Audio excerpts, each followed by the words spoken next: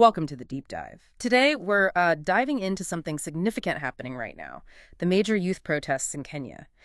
We're going to unpack what's driving this movement based on the sources you've shared. And right off the bat, the sources show this widespread frustration among young Kenyans. It seems rooted in, well, real economic pain, high prices, not enough jobs. Pretty straightforward, right? Yes, that economic frustration is definitely there. It's very real. But what's interesting is how that acts as sort of the baseline, the fuel. Yeah. The sources we looked at really stress this other critical factor, a growing, intense anger over police actions. We're talking mistreatment, even brutality. Ah, okay, so it's more layered. Exactly. There are these specific tragic incidents that people point to, someone dying recently in police custody, another report of an officer shooting a mask vendor point blank. These aren't seen as just isolated events, they're viewed as part of a pattern, a system, and that really erodes trust and galvanizes people. It turns that general hardship into something much sharper. Right, so the economic issues create the tinder, but maybe these police incidents are the spark. That's a good way to put it. And with things reaching this boiling point, the sources describe how some demonstrations escalated, tragically it seems. We're seeing reports of confrontations, things turning violent in some cases, and sadly, over 10 reported deaths. And the government's reaction.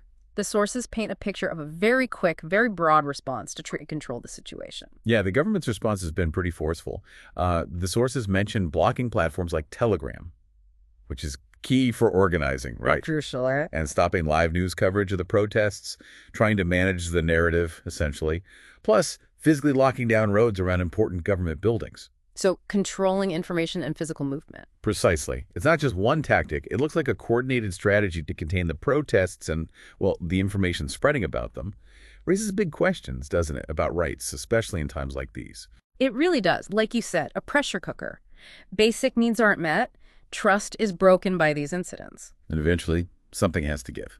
The lid blows off. So tying this together, what's the core message the sources suggest these young people are sending? It's clearly not just about one thing. No, definitely not. The overwhelming message coming through is that this is a collective voice from young people who feel, well, ignored, completely marginalized. They're demanding systemic change.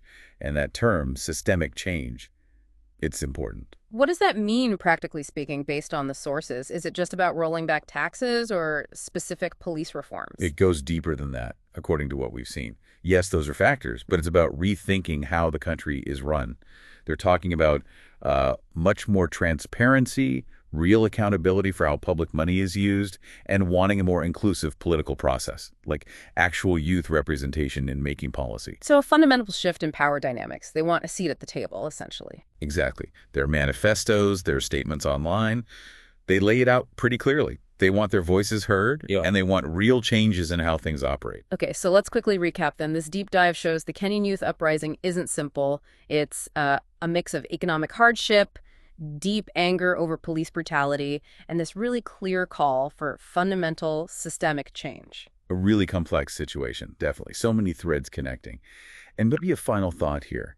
Looking at how deep these frustrations run and how the government is responding, this situation in Kenya kind of makes you wonder, doesn't it? What does this specific struggle tell us about the bigger picture globally? The dynamic between youth movements demanding change and the established powers, especially when basic needs and calls for accountability just aren't being met.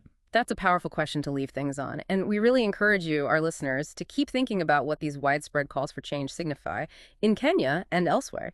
It certainly shows how unresolved issues can spark major shifts.